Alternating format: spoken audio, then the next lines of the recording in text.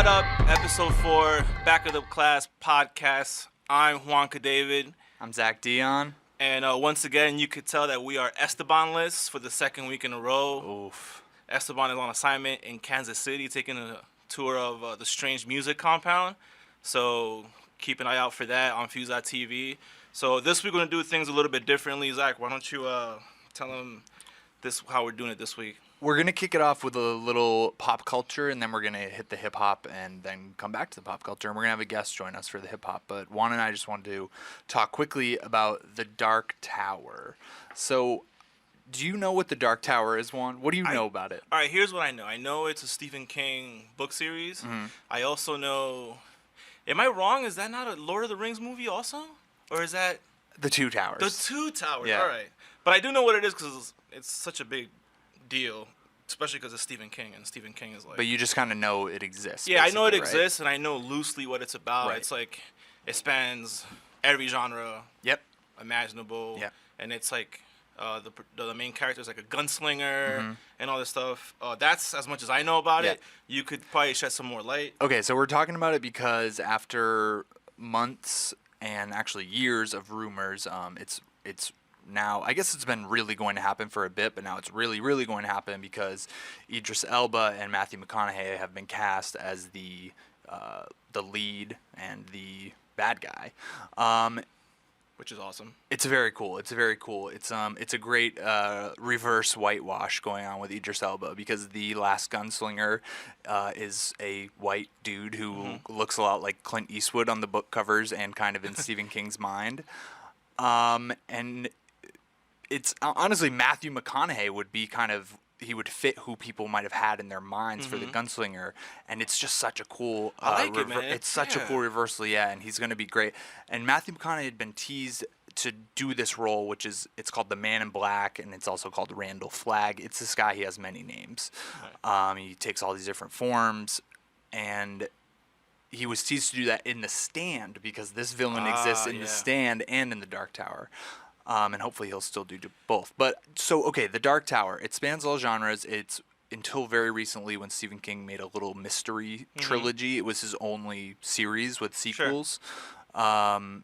Well, he did a Shining sequel a couple years ago too, but he started it when he was 19 and he finished it when he was in his 50s, I guess. Wow. So it spanned like 30 years. I should know these numbers better, but it's kind of a departure what Stephen King is known for, the horror and the suspense, the thriller. It is of what he's known for, but the reason that this is going to be or has the potential to be such a cool probably movie series, there's no way they could just do one movie, is that Stephen King is really many things. You know, he writes a lot of realist books, he's written some sci-fi, and The Dark Tower shows him at all his sides, so it's not just horror. And it's just incredible. I mean, and it includes so many of his other books are tied into it. Like, there are a dozen of his major works that have major tie-ins. Sure. And there's more than a dozen. There's like 15, and then there's like another dozen to 15 with smaller tie-ins, where there's either characters or concepts or there's like multiple universes. I love it when things intertwine like that. Yeah, man. It's a real like Marvel kind of overarching awesome. universe thing. That's why I love the Kevin Smith movies so much, because all those movies kind of sort of intertwine with the characters. Yeah. Right off the bat, I am a huge Idris Elba mark. Like, to me, he can do no wrong. He's probably my favorite actor. Yeah. For a while, like after Luther, I was just. And it's time. It's time he gets like a big role that is hugely 100%. Visible. I still want him to be Bond. Yeah. Like, I'm still like on board. Well, now he's got a series. This is gonna be his series. Which is awesome. My thing is, there's like I've been reading it. There's some controversies around the script because there's a lot of when the first script came out, there was a lot of off-book stuff that they added.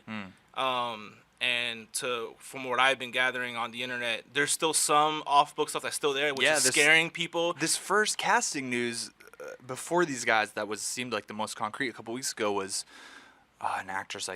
She's not really a known quantity, and I don't remember who she is, but they're saying, oh, she's being eyed as Tirana, and it's like, I didn't even have to look to know that is not a character in the Dark Tower in any Stephen King books. But hey, it's fine. There's room to breathe. And it's early. It's early. You know, they might go another direction. Like I just know they're talking about it's gonna take place in like modern New York, just to give it that more realistic spin on it. There is a big section that involves they're going from New York to other universes. So yeah, and it's cool timing because there's always Stephen King projects being developed. Like there's 11/22/63 on Hulu right now, James Franco. There's always so many in the mill, and there's already been so many. But right now, The Dark Tower is happening, The Stand is happening, and It is happening. And The Stand and It were made as TV miniseries before, but these are like three probably his three. They're remaking biggest It. things. They're remaking It, yeah. Oh my god, I didn't know that. Are they? I'm sure it's probably like It's supposed to be production, but yeah, it's coming close. It's supposed to be a 2-part movie. They haven't announced who's playing. No, Pennywise now. Dude, that movie scared the living crap out of me when I was a kid. I've never seen it. Really? Yeah. Oh, dude. I'm rereading it right now. Actually. I wonder if you should watch the remake or watch the old one first. Maybe if you watch the old one and watch the new one, it might ruin it for you. I gotta watch it, and I gotta kind of make myself sit down and watch The Stand, even though I don't really want to. But word. All right, so let's move ahead into the hip hop. We have a special guest this week. Would you like to introduce yourself? Hey guys, I'm Bianca Gracie. I used to work for Idolater, and now I'm the new associate writer for Fuse. Happy to be here. Welcome. New, but has already done so much. Yes. Yes. I'm putting in a lot of work. Yeah, good work. So we're gonna talk about the Hamilton Broadway show, which is the biggest thing, not just in the theater world, but kind of in the universe right now, is going to put out a mixtape in the fall. And it's not going to be just some low-key, like, Wale made a Game of Thrones throwaway mixtape thing. It's going to be out on Atlantic Records, it said. And it has a huge cast. I mean, it's got Chance the Rapper, Usher, Sia, Common, Queen Latifah, Ben Folds, Regina Spektor, Sia. I don't know if I said Busta Rhymes yet or not. And so just to set it up, it's like, crazy. If you don't know what Hamilton is, it's like the hottest ticket on Broadway since I don't even know. Yeah, if you haven't seen it, you're a nobody, which basically means I'm a nobody because it's hard to get Makes a ticket three of for us. it. Me Sorry too. to speak Yeah. for you, Zach, but yeah. And all of our friends, I think, are nobodies too. Is that right? Yeah, we're pretty basic. I mean, if there's videos going around, like reaction videos of getting tickets to Hamilton, then it's a pretty big fucking deal. Yeah. Yeah. There needs So- to be like a name, like a fan army name for people who have not seen Hamilton. Seriously. So yeah, I checked it out for the first time. I checked out the soundtrack. It's on Spotify. It is huge. There's It like is awesome. Yeah, you checked it out too? I did. I really liked it because it's so hip hop, but it's still like historical. Like I loved how they did that balance. It was cool. it was just like, it made me think, and like I'm sure everything has been said about Hamilton, but hopefully not into your ears, dear listener. But yeah, it was so cool how it, hip hop, we're always thinking about what is hip hop these days. It's expanded so much. Like Kendrick Lamar puts out an album and people are like, this isn't even a hip hop album. This is just something completely new. And it was like, you would never think about the line between hip hop and Broadway musical, but it just blended so well. And it was, I mean, a lot has to do with Questlove being the, executive producer of the actual show. I'm sure, yeah, because the beats are just really there, but also just the lyricism. Like, what did you think of it? Like, I mean, I have never been a U.S. history buff, so for me to actually sit there and listen intently, like that means like a lot. So I think the way they played off of like all of the historical notes with Alexander Hamilton, having people like me who don't really care for that stuff. I mean, it's awesome. I think they're doing a really good job. And then for this mixtape to come out with like all these cool artists from various genres, like a lot of people are going to be picking this one up. I It's so think. awesome too, because to mix U.S. history with something like hip hop, it's Right. such an it's such a cool concept, and it's such a great way to get people into history. Because history, to me, I'm a history buff. Like history is fucking awesome. yeah. And I don't think hip hop is the most historically advertising, genre. Yeah. Besides, the history of hip hop or Right. urban culture, but I think it's an awesome pairing, and I would definitely recommend people to check it out. Yeah, and it's often said, that the true American art forms are like jazz and hip hop, and we've seen American stories told through jazz and jazz age, but to see, you know, history reframed through hip hop in a way that you have to completely invent it, you know, and making this whole cast people of color pretty much when it was all these, you know, white forefathers and white wigs. Yeah. It's very cool. And I realize there is a through line between that like crazy collection of artists, which is all those people are very theatrical. Yeah. They all have a theatrical tint, you know. They have skits on their album. They have huge characters to themselves. Everybody on there, you know. Ben Folds is such a weird, Yeah, like... I was not expecting that name. But think about how many songs he's written that are like stories. No, you know? totally, yeah. They're very I mean, it makes sense when yeah. you know, but like when you read off the names, like Yeah. Busta, Common, yeah. Usher, Ben Folds. that is Ben just, Folds mixtape. It seems like somebody, when they were like, all right, here's the roster. Anybody have any, you know, and somebody just raised their hand like, how about Ben Folds? Yeah. And they're like, sold, go for it. Right. So. It's like And it's interesting too because a lot of these names on here they've acted previously too, so it'll be cool to see what they bring to the table. That's a good point. Yeah. Yeah. I think most of them have. Yeah, like Chance Usher has a good name, has yeah. Common, Busta Rhymes. So. Yeah. So I'm only about through the first act. The soundtrack is like 2.5 hours, and Holy I was crap. because it's a Broadway show length, you know. Yeah. Oh, okay. It's probably like a 3-hour show with like a half-hour intermission. I mean, it's a long listen. It's 45 tracks. But the thing that struck me the most, and Bianca, tell me if you agree here, there's nothing more G than going to war with the biggest empire of all time. Yes. Right? Is that a reference to like? It's just it's like the revolution, you know. Oh, they're okay. talking about it's the American Revolution. And Is it like But a they- line in the? it's talking about like they're Yeah. starting from the bottom. They're starting from like Alexander Now Hamilton. they're here. Yeah. It's like it's so street, Uh-huh. which makes it. It Like, is, so right? Awesome. What's Yeah. the dialogue like? Is the dialogue? Do they turn up the hip hop when it's There's like the musical numbers? explicit shit. Man. Really? There's some explicit shit. Yeah. And the reason I say that about why it's so G is because it's like you're listening to a musical and you can there's like a knife edge of a musical being corny and of the, you know, having to project the plot, and it's just like it puts you in mind of like every musical you've ever seen, and it's like kind of a corny conceit to get through a musical and Sure. get to the big songs, but It with has the- an edge to it though. yeah, because they're Yeah. they're talking about literally like going to war, Yeah. and these guys like, are it's badass. yeah, they're super brave, you know, like Yeah. it's crazy. I Yeah, don't know. man, I gotta check it out. You guys, Yeah. I'm sold. Yeah, none of us are gonna get tickets, so like check this out because you're gonna feel like, oh, I gotta sit and really focus on this, but You know you're. they'll probably make a movie out of that shit. I know, I'm dying, I'm waiting Like, it's for gonna it. happen. Yeah, So but you're gonna get wrapped up into the music, and I think the mixtape is gonna be killer too. So yeah, yeah, man. So be on the lookout for that. look it out. So Frank Ocean kind of returned this week. Some snippets leaked. Somebody said on Instagram that there might have been a secret listening party where he was like grabbing little clips. Did you guys get to hear them before they disappeared? No, I didn't. Like I saw the headlines all morning Monday, and I meant to click on them, but I was just busy doing work. Yeah. And then when I finally got to check out our link on our website on Fuse.tv, they were all taken down. What?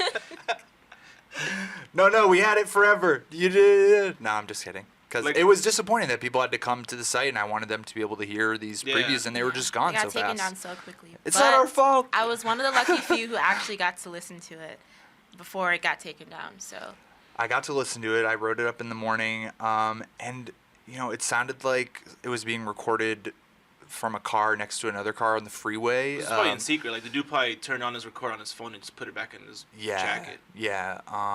So I liked what I heard, but I don't even know if it's worth talking about it because I feel like the main point here isn't that, you know, we didn't get to hear a new single. We got to hear like snippets, like real snippets and grainy and stuff, and you could just basically hear Frank Ocean's voice and hear some production. But the main takeaway here is like this album is gonna come. Like yeah, there's actually something stirring in the pot. yeah, there's a reason they Yeah. took those clips down so Yeah. fast. Oh no, absolutely. There is a reason. And it's been what, 4 years, 3 years? Since- 4 years Since this summer. 4. Yeah. It was. I looked it up. Wow. July 10th, 2012.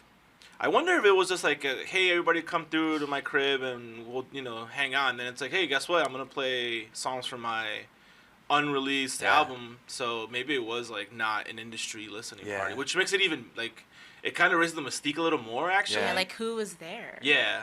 I feel like the words "everybody come through" have never come out of Frank Ocean's mouth. That's true. That's a He good point. Right? He just seems like this doesn't seem solitary that type of genius. guy. Like he just hangs out with like one or two people, and it was weird seeing him at Kanye's MSG show because Yeah, I wasn't expecting that he one. was like deep with the crew there, Mhm. like Pusha T and Young Thug and A$AP Rocky and everybody, and Frank Ocean was just like there, like smiling. It was like you hang out with people, like That's you usually come how it outside. works. Like, don't you notice when people are gonna do like a comeback or just basically reemerge after a while Yeah. of not being in the public eye? Mhm.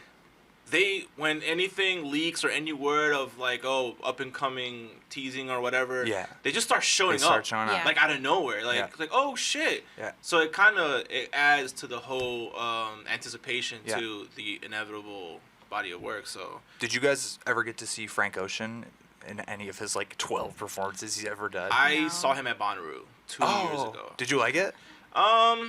It was all right. Wasn't quite The- on point. It wasn't that on like. It was good, and it was cool that I got to watch it because he played all the tracks I like. But I don't know why I expected better. But I'm happy that I got to see him because Well, he's like God level, but he's very studio guy. Like it's Yeah, very clear. exactly. He hasn't done like a world tour that. But I know of, I and- appreciate it. It's just him in the stage. There's like Okay. no one else, like maybe one person behind him, but they're just pressing Yeah. play. That I appreciated, and you could see like his conviction in singing. Yeah. It just the vocals just weren't as good as I thought they were gonna be. Yeah. Obviously, like you just said, Mhm. but it wasn't bad. Like it's memorable. I'm telling you guys, I saw it, so it wasn't that bad. He's like advanced as an artist. I think he's like 29 or something, 28 or 29. Mm-hmm. But he has, it seems like he has the chops and skills of somebody who's been doing this for like 20 years. But as a performer, maybe he's I don't he's think kind he's of a there rookie. yet. Yeah. Yeah. Yeah.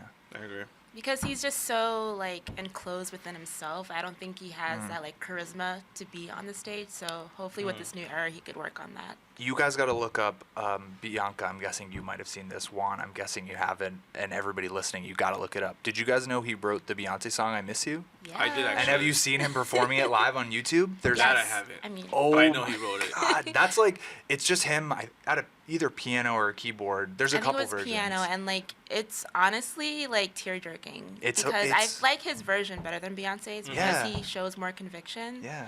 But yeah, it's really beautiful. But that just makes me want to see like Frank Ocean and a piano, the tour. Like that would be incredible. You know, it's funny. It's always surprising when you find out how many men have actually written songs for Beyonce. yeah, Right. Neo. Yeah, like Yeah. Dream, I think, has written a Yeah, couple songs Dream too. has. It's awkward to think about anybody writing songs for Beyonce This because is true. she's just such a large figure. But come on, it happens many It times on happens every all the album. time. No shade, no shade. These guys are both All great. shade. Oh, jeez, Louise. Okay. I mean, I guess to close out the hip hop part Yeah. of the podcast, Wayne and 2 Chainz.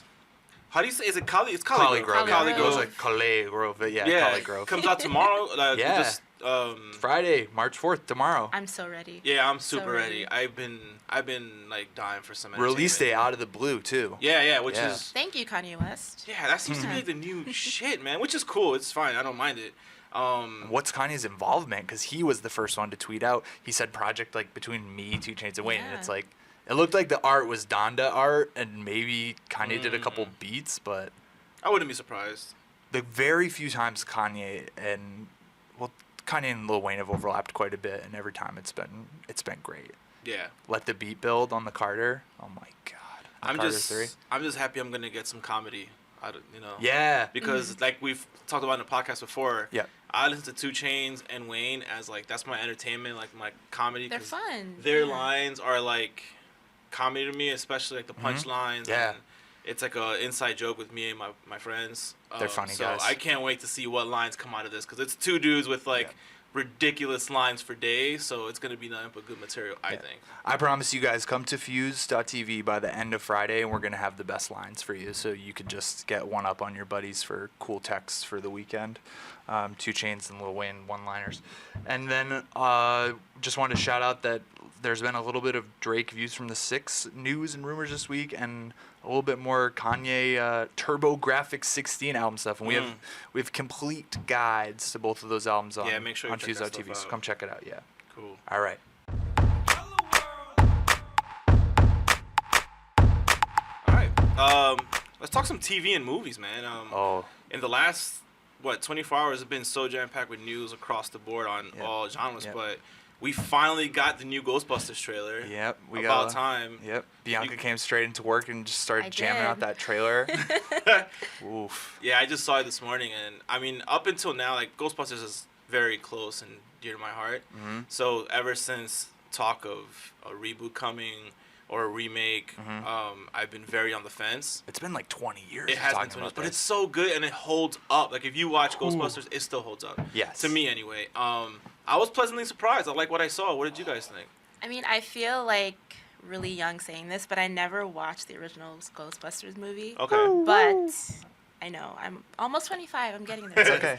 But I did, as I said, I wrote up the remake trailer, and I really liked it too. I mean, it's nice to see an all-female cast that's like super empowering, and they're all funny ladies, so I think that'll bring a good. And they're edge to the scientists. table. Like, how dope is it that Yeah. the three It's of them are cool. scientists, and Leslie Jones, I guess, is not a scientist. I'm interested to see their, right off the bat, some of the reaction is like, oh, great, like these three white women are scientists, and Leslie Jones is like bus driver. She works for the MTA. Yeah. And so this is directed by Paul Feig, who kind of like really revolutionized stuff in Hollywood with Bridesmaids and shaped a lot of TV and sensibilities with Freaks and Geeks. And he's done The Heat and Spy with Melissa McCarthy. He's clearly a very feminist director, but I'm interested to see if he can do something interesting with race here. Like, it looks at the trailer, it's annoying off It's the top. funny. I didn't think. But is he gonna maybe it's flip it in just some me, but funny way? I did not think about that. I mean, because she plays, like, she's one of the members on Saturday Night Live, and Mm-hmm. she always plays those, like, super loud, angry black woman Sure. roles, and that's kind of being directed into this trailer, so hopefully she's not, like, typecasted. 'Cause Yeah. I'm wondering if they're gonna flip it because it's like it seems too obvious and cliched and hackneyed to have Yeah. three, like I said, white women scientists, and then have Leslie Jones as just like the uneducated MTA worker. I'm hoping they're gonna do some interesting stuff, and everything else in the trailer looks so good that it boosts my hope. I'm still a little confused because it's technically a remake, right? Because they reference the old movie. They say 30 years ago, four scientists saved New York. Yeah, It's they're, like a they're promoting follow-up. it, as, Yeah, like, a because they've been reboot. saying it wasn't. It was a complete remake. But if they're gonna be, It's if modern they- day. Yeah. So, and on the IMDb credits, and I'm sure these news stories have been in like Deadline and Variety over the years, but Bill Murray, Sigourney Weaver, and Dan Aykroyd are all on the cast list. So, Sweet. The effects look dope. yeah, man, that ghost right at the beginning. Yeah, it was just like thing after thing. It was like you saw the firehouse, you saw this ghost. It looks legitimately scary, and then the ghost is like vomiting slime all over Krista Yeah. Wiig, and it's like, oh, this is And we got Ghostbusters. Ecto 1. Ecto Yeah. 1 is back. Yeah, this isn't the Batman Begins of Ghostbusters. This is just like Hey. it looks like, well, not like overly dark know and what you gritty. mean, I know what you mean, Come on, yeah. I love Batman Begins. Yeah, though. sure. No, but yeah, I know what you mean. Yeah. Yeah, man, I'm excited. I want to see more. There's still more. I still have more. Like, I know, like, the Janine character is being played by Liam Hemsworth, isn't it? Like, he's gonna be like the Oh, okay. secretary. Oh, it's Chris Hemsworth. Chris Hemsworth. Sorry, Yeah. Come on, Marvel It's man. Thor Come and on. dude, Come on, Marvel man. Thor is Liam. Shut it down. Right? Shut it down. Thor is Liam, right? Yeah. Liam Hemsworth. Chris is the Thor one I'm not. Chris is the No, one that. Thor is Chris.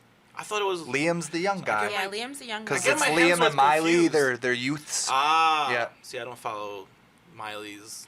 I'm more of a Hunger Games guy than a Marvel guy, so that's why I know it's Chris. I just get my Hemsworths, you know. Yeah. And they look Mixed up. alike. Get it together, Cut me some Hemsworth. slack. Come on, get more different names, please.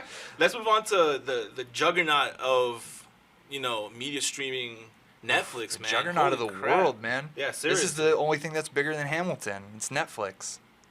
And very few things are bigger than Hamilton.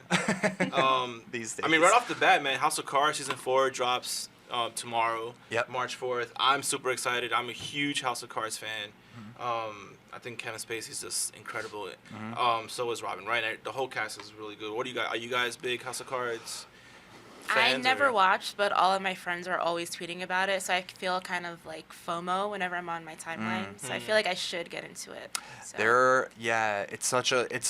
It's a big investment, but those big moments, FOMO hard because Yeah. it's one of those things where it's built like a house of cards per se, and by the time it all goes up and tumbles down, it's like man, it was worth it to watch all these political conversations. Yeah.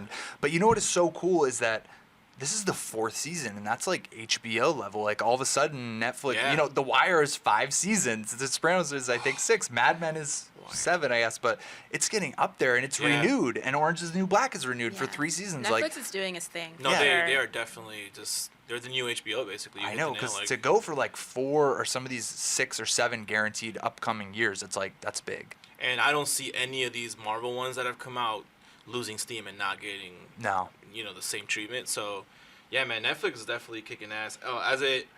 As far as House of Cards, man, it's one of my favorite series because it opened my eyes to a lot of how politics work in DC, especially in the way of people, the way they negotiate things that impact communities around the country and people's interests. Yeah.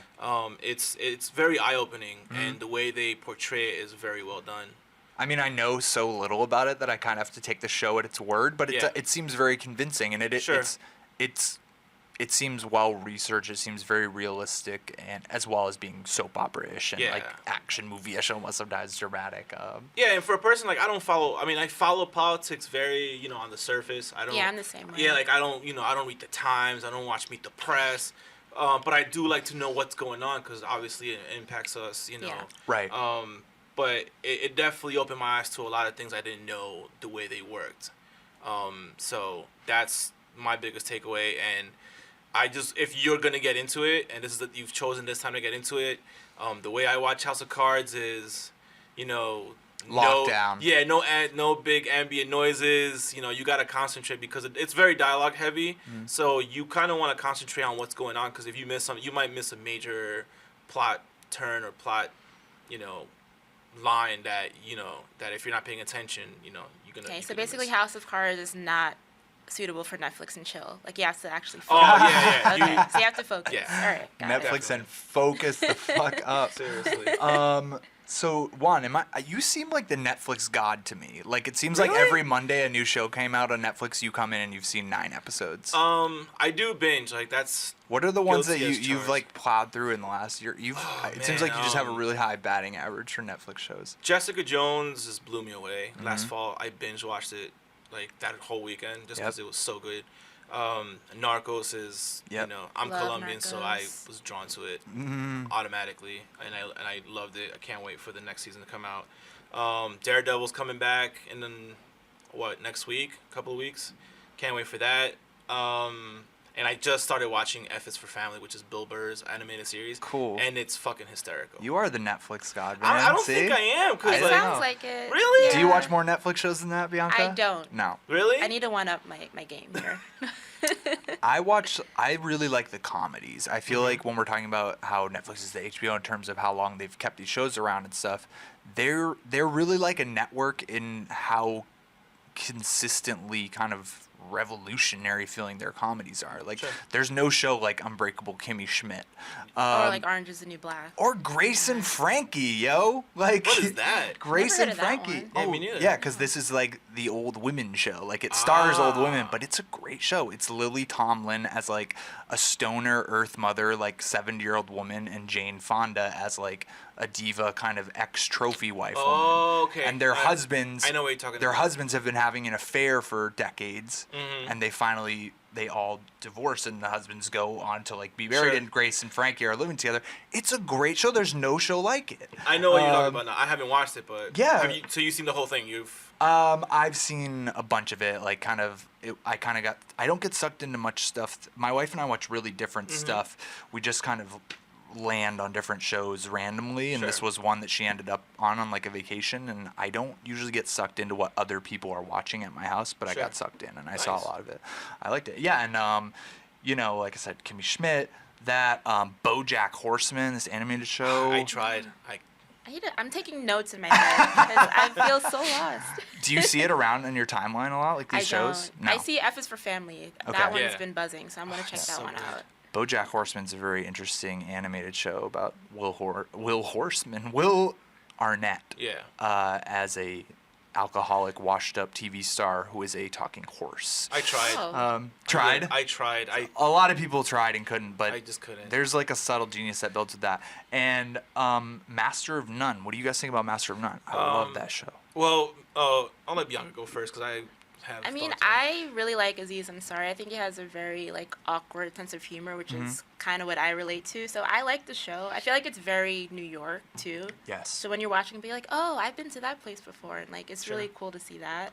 And just his dynamic with his actual parents who are in the show. Yeah. It's nice. You know, they're immigrants. My parents are immigrants as well. So Okay.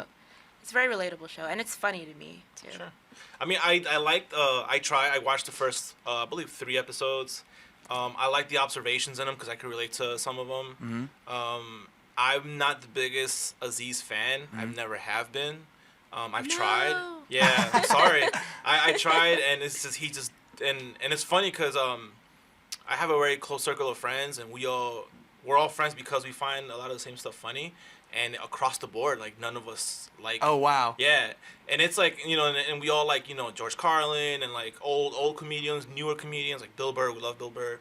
I love Bill Burr, but Aziz just does not do anything for me or any of my close knit circle of friends. Does it But have? I did give it a shot. Yeah. Does it have anything to do with the fact that he's kind of living an annoying hipster life in New York? No, it's more like. And I love the show, but I'm saying, you know, he's it's he's true. going out to 3 meals a day in Williamsburg and just kind of like fucking around. I purely just I've seen his stand up and I just it just I don't like he yells a lot to me and I just like I feel like the yelling is kind of overtakes the actual meat and potato of what you're saying, and to me like I'm more of I want to laugh at a concept and at a thought than just you yelling something that sounds funny. You understand what I'm saying? That makes sense. So as it pertains to the show, I just also, and I've told you this before, like it just seemed like he got his friends to play the characters around him. And, I love it though. And the acting to me was just so bad, and it was just so. It's got Eric from Tim and Eric, man. He's just killing it as the most on. awkward dude. No, He is very awkward, but he is. Aziz lost me with his stand-up a couple years ago. Like it was starting to get too repetitive for me, and his stock was going down with me. And I just checked this out of curiosity, and I loved it. I actually Like- became a fan of him from Parks and Recreation, Yeah. so that's why I started watching He's Master on of around None. there. I also feel he's one of those dudes that they're funny when stuff is written for them. Yeah.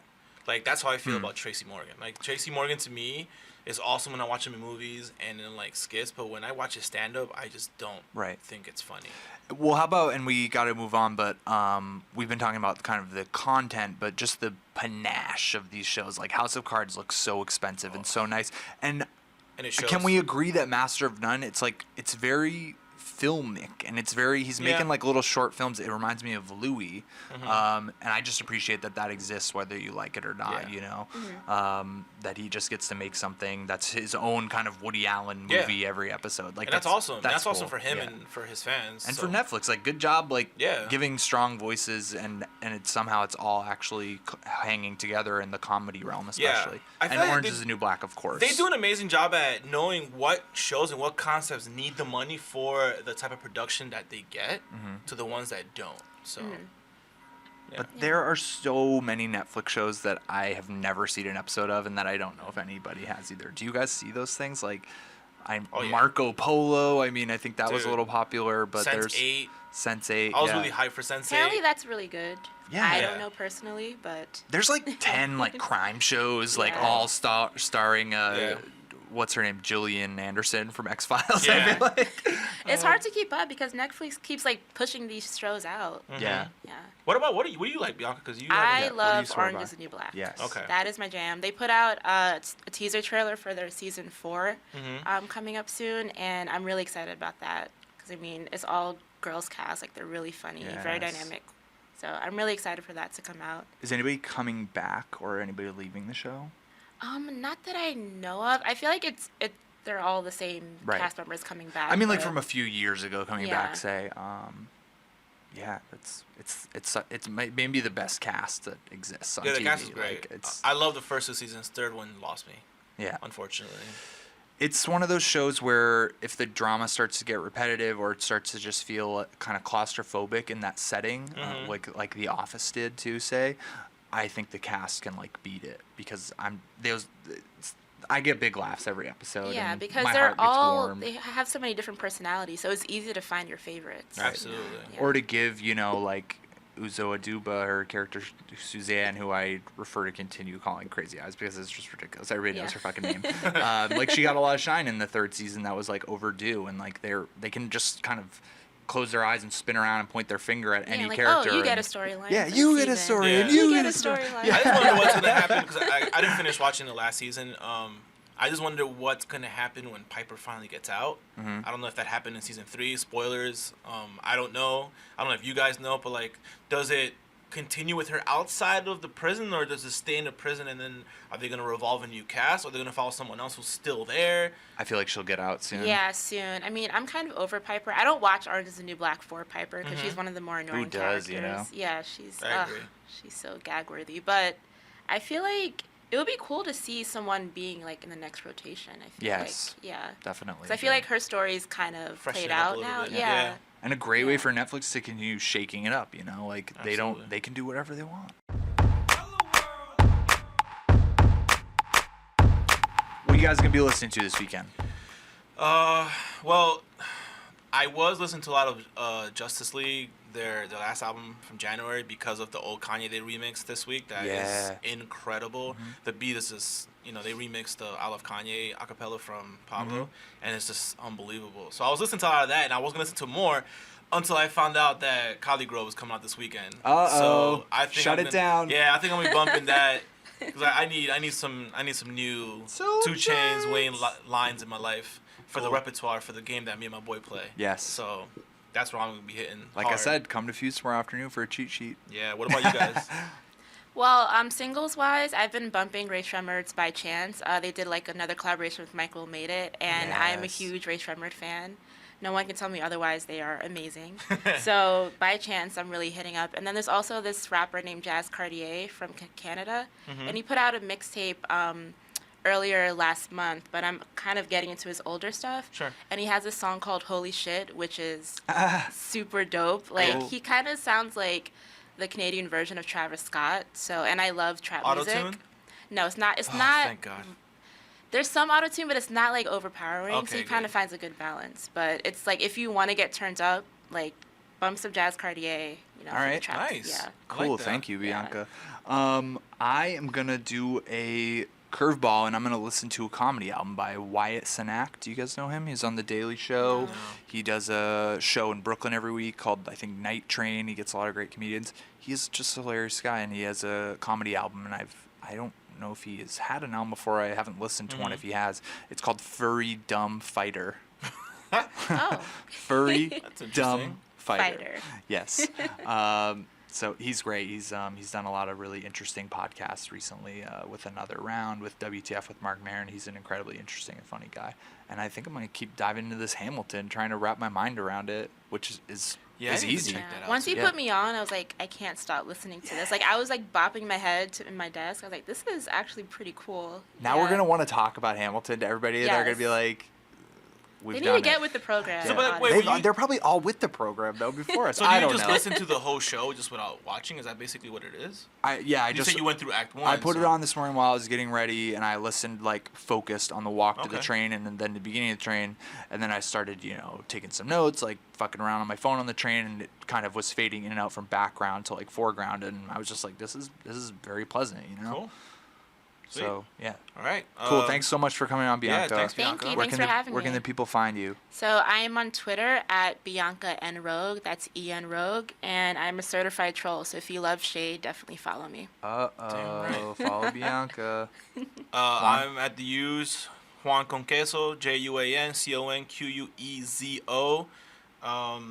Yeah, I'm a creeper. I really don't tweet a ton, and if I do, it's usually wrestling related, just because that's kind of what I use Twitter for, like wrestling and fucking comics and like superhero shit. Get one to tweet. Poke the bear. Yeah. Get him stirred up.